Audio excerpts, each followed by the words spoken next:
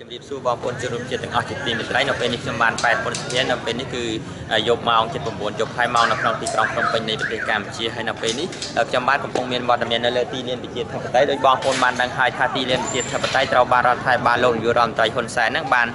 អនុញ្ញាតឲ្យបើកជាសាធារណៈហើយបន្ទាប់ពីការដាក់បិទបន្លាលក់អស់រយៈពេលជាច្រើនខែបន្ទាប់ពីមហាបាតកម្មរបស់គណៈបក្សសង្គ្រោះជាតិការបើកទីលានវិជាធិបតេយ្យឡើងវិញនេះស្របតាមស្ថានភាពនយោបាយជាក់គឺគណៈបក្សសង្គ្រោះជាតិចូលក្នុងប្រជុំសភាគណៈបកប្រជាជនកម្ពុជានិងគណៈបក្សសង្គ្រោះជាតិហ្នឹងគឺដឹកនាំមានខាងគណៈបកប្រជាជនលោកនាយករដ្ឋមន្ត្រីហ៊ុនសែនលោកគណៈបក្សសង្គ្រោះជាតិមានលោកសំស៊ីនលោកកឹមសុខាបានចាប់ដៃគ្នា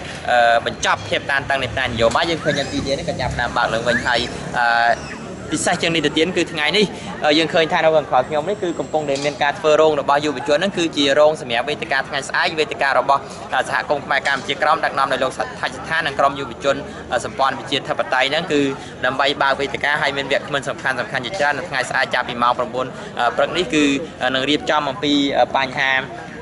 ាទឹកដីកម្ពុជាក្រមហើយនឹងជនអន្តោប្រវេសន៍វៀតណាមនៅលើទឹកដីប្រទេសកម្ពុជាហើយនៅពេលណាដែលខ្ញុំមកដល់ហ្នឹងឃើញថាលោកថាច់ស្ថាគាត់ក៏មកដល់ពិនិត្យមើលស្ថានភាពរោងនេះដែរឥឡូវសូមនាំអារម្មណ៍បងប្អូនពិនិត្យមើលស្ថានភាពរោងនេះគឺយប់ហើយពួកគាត់កំពុងតែចាប់ដើមប្រក់ដបខ្លះខាងនោះប្រក់ហើយខាងនេះមិនតាន់ប្រក់ហើយទេហើយគឺរោងនេះគឺធំមែនទែនហើយកម្មវិធីនេះគឺធ្វើមួយថ្ងៃពេញតែម្ដងដូច្នេះបានចូលការប្រក់រោងឥឡូវសូមនាំអារម្មណ៍បងប្អូនខ្ញុំនឹងសម្ភាសជាមួយនឹងលោកថាច់ស្ថាប្រធានសហគមន៍ខ្មែរកម្ពុជាក្រមមកដោយសារថាលោកកំពុងមានវត្តមាននៅទីនេះបាទលោកថៃថាពងនិយាយទូរស័ព្ទបន្តិចខ្ញុំនឹងសម្ភាសគាត់បាទណាខ្ញុំទៅចេញតាមហ្នឹង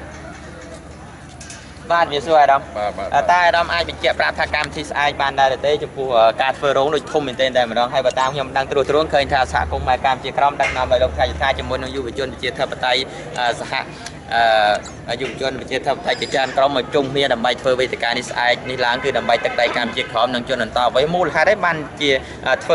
វេទិកានេះកើតឡើងបាទព្រោះយើងដឹងថាជនអន្តោប្រវេសន៍មិននៅស្រុកខ្មែរយូរឆ្នាំហើយទឹកដីកម្ពុជាក្រមក៏យូរកំពុងតែគ្រប់គ្រងច្រើនឆ្នាំដោយរដ្ឋាភិបាលលោកនាយករដ្ឋមន្ត្រីហ៊ុនសែនមន្ត្រីមួយចំនួននិយាយថាអើយមិនបាច់ខ្វល់ទេនៅក្នុងក្រមការគ្រប់គ្រងរបស់វៀតណាមទៅខ្វល់អីទៀតមើលលោកមានការឆ្លើយតបហើយមានការបកស្រាយយ៉ាងម៉េចបាទចឹងគេថាមិនខ្វល់យើងមិនខ្វល់តាមគេចឹងមកទៅហើយ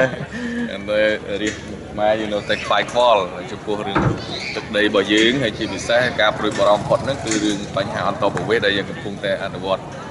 ច្បាប់រាល់ថ្ងៃរបស់ខាងរដ្ឋាភិបាលហ្នឹងដែលយើងឃើញថាវាហាក់ដូចជាធ្វើឲ្យយើងឃើញតែបារម្ភទៅព្រោះអន្តរប្រវេសន៍យូរកាន់តែច្រើនដល់យើងស្រង់ទៅឃើញតែកាន់តែតិចហើយឥឡូវហ្នឹងអ្នកដែលមកខុសច្បាប់មិនអនុវត្តទៅតាមអ្វីដែលចូលស្រុកគេខុសច្បាប់បែរជាឲ្យមានភាពស្របច្បាប់ទៅវិញបាទអញ្ចឹងហើយយើងចង់ឲ្យមានវិធីការនេះដើម្បីខាងរដ្ឋាភិបាលលោកមកបកស្រាយហើយឲ្យប្រជាពលរដ្ឋលោកមានក្នុងការសម្ដែងមតិដល់ចំពោះវាសនាអនាគតប្រទេសជាតិនឹងវាទៅយ៉ាងម៉េចព្រោះអានេះជាមេរៀនចាស់ដដែលទេតបវេហ្នឹងដែលគេយកទឹកដីយើងយ៉ាងច្រើនដោយសារតែគេរបៀបហ្នឹងហើយបាទហើយរឿងមួយទៀតរឿងខាងទឹកដីកម្ពុជាក្រមយើងចង់ឲ្យប្រជាពលរដ្ឋលោកយល់ដឹងទាំងអស់ថាទឹកដីរបស់យើងពីមុនប៉ុណ្ណាហើយឥឡូវហ្នឹងវាស្ថិតនៅក្នុងបែបណាអញ្ចឹងហើយមួយយ៉ាងទៀតហ្នឹងថាអស់លោកណាដែលបានដឹងយល់អំពីរឿងប្រវត្តិកម្ពុជាក្រមថែមទៀតហ្នឹងអាចមានផ្ដល់ជាឯកសារអីជាមូលដ្ឋានបន្ថែមទៀតយើងនឹងចងក្រងដើម្បីចែកជូនដល់សាធារណជនដល់ប្រជាពលរដ្ឋយើងឲ្យបានស្រាវជ្រាវបន្ថែមទៀតអញ្ចឹងហើយយើងបំណងរបស់យើងយ៉ាងប៉ុណ្ណឹងហើយចង់ជាពិសេសចង់ឲ្យមានការស្មារតីនៃប្រជាពលរដ្ឋខ្មែរហ្នឹងប្រុងប្រយ័ត្នការពារទឹកដីដែលយើងនៅផ្សព្វប៉ុណ្ណឹងឲ្យគង់វង្សកុំឲ្យបាត់បង់ទៀតអរគុណច្រើនដល់មួយទៀតតើកម្មវិធីស្អែកចាប់ដើមពីម៉ោងប្រហែលហើយបញ្ចប់ម៉ោងប្រហែលហេតុអីក៏ចាំបាច់ធ្វើរោងធំម្លឹងហើយអ្នកចូលរួមប្រហែលអ្នកណាខ្លះដែរបាទស្អែកនេះយើងចាប់ពីម៉ោង8ព្រឹកទៅហើយតាមពិតទៅយើងមិនបានចេញលិខិតអញ្ជើញណាណាទេគឺថាយើងអំពាវនាវតាមយុវជនហើយគ្នាយើងនឹងតាម Facebook តាមអីប៉ុណ្ណឹងឯងណាដូច្នេះអានឹងតាមលទ្ធភាពស្មារតីដែលជាប្រវត្តិលោកចូលរួមតាមនឹងទេហើយនៅវាគ្មិនដែលមកនេះគឺយើងជើញពីអ្នកច្បាប់ដូចជាលោកសុកសំអឿនហើយនឹងជើញខាងមហាផ្ទៃតែខាងមហាផ្ទៃបានឆ្លើយលិខិតមកអត់បានចូលរួមទេបោះបង់ចោលទៀតហើយណាអញ្ចឹងលោកបានចូលរួមទេអញ្ចឹងមានលោកកែបលីហើយឧត្តមសុនស្បែលោកបើកហើយឧត្តមគង្គប់លោកបុតពីបិទពីល្ងាចបាទជាចង់បញ្ចប់លោកមានអ្វីចង់ព្រាមនេះដល់យុវជនចំនួនក្រោយតាក់ទងនឹងបញ្ហាទឹកដីកម្ពុជាក្រមក៏ដូចជាជនអន្តោប្រវេសន៍យូរនៅលើទឹកដីកម្ពុជានេះដែរទេបាទខ្ញុំអំពាវនាវឲ្យបងប្អូនជាពិសេសយុវជនពេលនេះខ្ញុំឃើញរំភើបចិត្តមែនទែនក្នុងឆ្នាំ2014ដែលឃើញសន្ទុះប្រជាពលរដ្ឋក៏ដូចជាយុវជនមានការងើបឡើងយល់ដឹងអំពីរឿងស្រុកទេស យ៉ាងសស្រាប់សស្រាំងគ្រប់ទិសទីណាហើយដែលចេះប្រើប្រាស់សិទ្ធិរបស់ខ្លួនដែលជាម្ចាស់ទឹកម្ចាស់ដីអញ្ចឹងខ្ញុំសង្ឃឹមថាប្រទេសជាតិយើងនឹងមិនសាបសូន្យមិនបាត់បង់ទេហើយទោះបីជាយួននឹងមានបំណងមហិច្ឆតាក្នុងការយកទឹកដីយើងបែបណាប៉ុន្តែយុវជនប្រហែលជាបដិញ្ញាចិត្តការពារទឹកដីយើងឲ្យគង់វង្សមិនឲ្យបាត់បង់អញ្ចឹងខ្ញុំសូមអំពាវនាវបងប្អូនយើងទាំងអស់ឲ្យមានការរួបរวมមិនថាខ្មែរនៅទីណាទេណាឲ្យមកជាខ្មែរតែមួយរួបរวมដើម្បីយើងការពារកិត្តិយសជាតិយើងនេះឥឡូវកន្លងហើយដែលយួនគេមើលងាយហ្នឹងគឺមើលងាយដល់ជាតិសាសន៍យើងដែលបំភ្លៃ